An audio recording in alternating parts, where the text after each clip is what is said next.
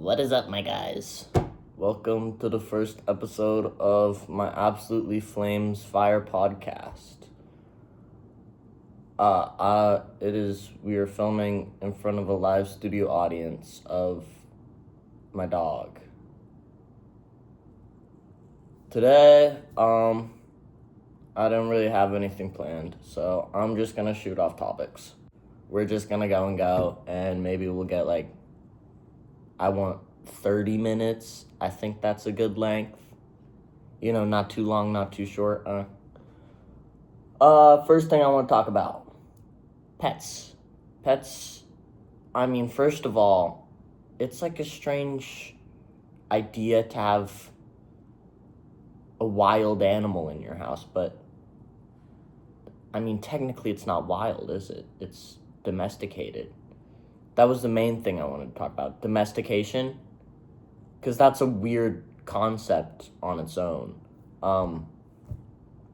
You get, a wolf or whatever, a couple 1,000, 2,000, 3,000 years ago, some wolf came up to a campsite of some humans, maybe fed off their meat or whatever. And 3,000 years later, you've got a damn Chihuahua. I don't see how that happens. First of all, why does the wolf change when it's with humans? Why does it become Chihuahua? And why would it stick around if we cut their balls off? That's a big one. But the jump from wolf to Chihuahua, I know it's gradual, but I just don't see that happening. How do you get a wolf into a Chihuahua? A wolf into a husky, that makes total sense. Huskies, they look like wolves. There's some people out here with huskies that are huge, ginormous. That thing might as well still be a wolf. You might as well just have a wolf in your house at that point, a coyote, whatever. It's huge. I've seen dogs like that. It is crazy, and they have to they can't go to dog parks because it's gonna kill something. You just have a wolf in your house. But then you make that jump somehow to Chihuahua. Is it selective breeding? I don't really know how domestication works. I'm not a biologist or whatever. But to get from wolf to Chihuahua just doesn't seem possible. And maybe it's different species of canines, because there's little tiny desert foxes and whatnot, and that could be a Chihuahua. I see that. Wolf, no, that's way too big. Not happening. And then there's cats too, You have your cats, and obviously it's not we got here from a tiger or a lion. It's the smaller ones, lynxes and whatnot. But mainly, what I want to think about is Egyptian hairless cats. Because, seriously, how the hell does that happen? To my knowledge, there's no wild cats that are hairless. How do you get what do you call that? Sphinx? I don't know. The Egyptian hairless ones. How the hell does that thing lose its hair? Is it a mutation thing? And they're oh, this one's mutated. It's an ugly little fetus-looking cat. We should breed it more to make more of them. They're kind of charming, but ugh. Imagine being the first person to breed a hairless cat. What the hell are you looking at? Seriously. And another question with this is, when does something become domesticated? At what point is it not, I have a wolf in my house, I have a dog in my house? Could I theoretically start, sprinkling a bunch of nuts all over my house or whatever, lure squirrels in, and slowly over time domesticate them into a different breed of squirrels? Or is that just not possible anymore? Because it feels like we haven't domesticated anything since like 1,000 years ago. There's no animals left to domesticate, when I feel like there definitely is. I want a domesticated raccoon. Is that too much to ask? I feel like you could domesticate that thing. That thing's like a little bit bigger than my cat. I could domesticate it, okay? Fight me on that one. But I think it can happen. And then there's some animals where they're only domesticated. There are no wild cows besides like cows that have escaped, but they have all been domesticated. And it's kind of crazy because that, for some reason, works on plants too. How do you, like a dog, I can kind of see how that happens, like it gets used to you and whatnot. How do you domesticate a banana or a watermelon? Have you seen, there's these old pictures, these paintings or whatever of watermelons from like 1,000 years ago, and it looks nothing like a watermelon. It looks like some like huge tomato that just doesn't clock to me. How does that happen? How do you change a watermelon? It's not like you can genetically modify it, because that hasn't been a thing since like a couple decades ago. Genetically modifying, it's like, that's a new thing. How do you get from wild fruit that will most certainly kill you if you eat it to blueberry or whatever? Okay, I think this topic is worn out. Wow, I should have prepared more topics, you know. The topic of podcasting is something. I mean, whoever you are watching this, you're just watching me talk. You freak. Why do you watch me?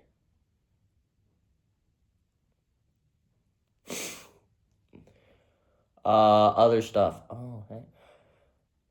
Puzzles. Puzzles I've just been hearing about them lately because my friend's been doing them. It's kind of stupid, really. You get this big old picture and you say, oh, that's beautiful. You could hang that up on your wall or something. Okay. Now cut it into 1,000,000 pieces and mix them all up, put them in a box, and now you have to put it together. That's your job, okay? And like, there's a picture on the front of the box. It's like for the experience or whatever. There's so many better ways to do that than chopping a picture into 1,000,000 pieces. You know, there's like, you could build something actually functional, I guess. You could like just paint. You can make your own pictures. You don't have to select from the store ones. And it's like, oh, this puzzle has a really nice picture, but oh, it's 10 billion pieces. I can't do that. So you get stuck with the crappy picture. It's the silliest concept. Like, why would you subject yourself to that? That's not a hobby, that's a job. There's kids in China putting together puzzles of iPhone 15s, and they're not even getting paid for it. They're just working. And the people who in America or whatever, wherever, are like, oh, I want to do a puzzle. What the heck? Clothing is kind of a bizarre concept because, like, we're the only animal that thinks, oh, put those balls away. All the other animals, because I feel like if we should clothe ourselves, we should clothe other animals. I don't want to see your dog's penis. Why don't dogs wear pants? Why is it only humans that have to? And why are we like the only animals with like no hair besides those Egyptian cats I was talking about earlier? I still can't get over how they look like a fetus. Seriously, it looks like an unborn child. Birth is definitely a concept. That's something to get into. Because what the hell do you mean? Oh, yeah. Duh, I had a baby. just kind of grew in me for 9 months and I shot it out. It's like a parasite. It's like serving off your nutrients. I feel like that's not something that should be celebrated. Oh, you're pregnant. Oh, you have a tapeworm. It's like almost the same concept, except the baby is more accounted for. Like, you think of the baby, you say, I want a baby. But also there are, accidents. There's mistakes out there in the world. And then again, with the tapeworm, in like the 1600s, there were people who would like ingest tapeworms to get skinnier, which is really bad for your health, frankly. It's a tapeworm. That's a strange concept, that there are bugs that can be inside your body, in your bloodstreams, in your head, your whatever, like earwigs that go in your ears. I don't want an earwig in my ear. Why is it called an earwig? What about that is wiggy? Wigs? Wigs are a strange concept too. We're just bouncing around, aren't we? Wigs. Like, why do you need hair? Why do you need hair? Seriously. No one has a beard wig unless it's like for a TV show or something, or a performance. But no one gets a wig that's a beard. No one gets a chest hair wig. But for some reason, your head is the one place where, oh, I need artificial hair. There are plenty of bald people. You can be bald. People might look at you funny. I definitely look at bald people funny. But it's not like it's, oh, get that bald man out of here.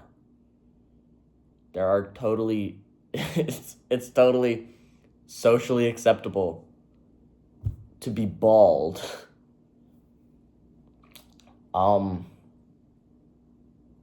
Furniture? Furniture is something. Like, why do you need a chair to sit down? In so many other countries, they build the house and then they sit on the floor. They have maybe like a tiny little table, but they still sit on the floor to eat. It just kind of says more about the floor than it does the furniture, because if you don't trust the floor to be sat down on, should you really be walking on it too? And I feel like the furniture is objectively dirtier than the floor because, your butt goes on that. There's been a countless number of cheeks in contact with that chair, but oh no, the floor is the dirty thing. Shoes? First of all, why do we wear shoes, first of all? Because it is totally possible to build up your feet to, like, not hurt when you touch the ground. It is just a direct disadvantage to be wearing shoes because it just makes your feet objectively worse because you can't walk if you step on something like some rocky terrain and go, ow, ow, ow, ow, ow. Back in the day, and by back in the day, I mean like tens of thousands of years ago, cavemen didn't have shoes, did they? They just walked around. And animals, they don't have shoes. No animal wears shoes, except maybe one of those dogs that the owner puts little boots on for some reason. Shoes aren't really a necessity. It is more of a disadvantage, along with the fact that, like, business shoes and whatnot, where they have, like, a triangular shape at the end, are, like, really bad for your feet. They, like, crush your toes together, and that can have, like, lasting damage on you. And for some reason we say, oh, if you're not wearing shoes, that's gross. Why? What is wrong with feet? Okay, that one. We're gonna move on. That was strange. Pencils, I learned this recently. They say it's pencil lead, and so that leads you to think that, oh, it's not lead anymore, it's graphite. That it used to be lead. It was never lead. It was always graphite. Lead I'm pretty sure it physically can't write. And you think, oh, how could kids ride around with lead in their hands? Shouldn't they get poisoning? There was never lead. But stuff that did have lead, plates, tomatoes, at one point, people thought they were poisonous because all of their plates were lead. And the tomato and the lead is some type of chemical reaction. I don't really know how that happens. We'll get to that later. But the tomato becomes poisonous because it touches the lead poisoning. Seriously, why do we just assume something? You just put lead in your plate, you put all this arsenic in your things. I don't know what I'm talking about anymore. We're gonna go to the chemical stuff that I was talking about. Chemicals are weird because atoms on their own are weird. How do you know that there's these electrons, neutrons, blah, blah, blah, in these atoms that make them atoms when you can't see them? Microscopes. You need an insanely powerful microscope, the most powerful microscope, to see these, and they just come up as little dots. It's, seriously, how do you come to the conclusion, oh, these things are in everything, and they're also made up of smaller things, and those smaller things are even smaller things? Why can't we just say, oh, yeah, that's a table? We have to say, oh, this is made of wood, and the wood is made of this. The fibers are made of proteins, blah, blah, blah, blah, blah. It just feels like it's forever going down. I mean, why do we need to focus on the tiny stuff? That doesn't really affect anything, really. What kind of impact does atoms, the knowledge of atoms, have on your daily life? I feel like we as a society would be in the same place, or maybe an even better place, if we had just never discovered atoms. First of all, one less thing for you to learn in school, that's always a plus. Second of all, atomic bombs. Yeah, that's like the one use for atoms we have, is a bomb. Why do we use... It's like, oh, we found this thing, this is gonna revolutionize science. And they use it for nothing besides literal mass destruction. This is a good idea. Woo! Science. I thought, science, they say, oh, this is a big benefit to humanity. No other animals know science. They just know food, water, blah, blah, blah. And they seem to be doing just fine. I feel like the discovery of agriculture is really where humanity went downhill. But then again, maybe humanity wouldn't be a thing if we didn't have agriculture. Whatever. What are we at? 18 minutes. Time is a weird thing because it's like the one thing that's standardized.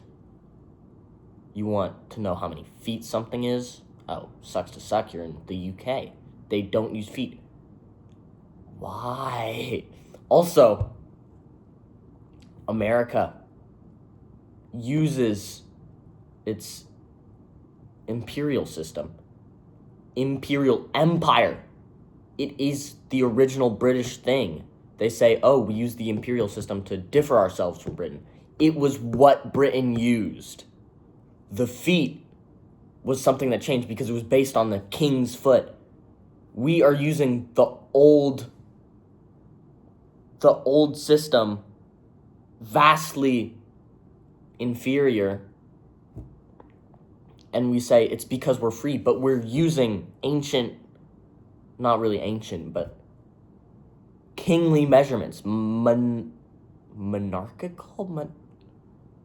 They're measurements from the monarchy. Frankly, perchance. Construction, because construction's weird.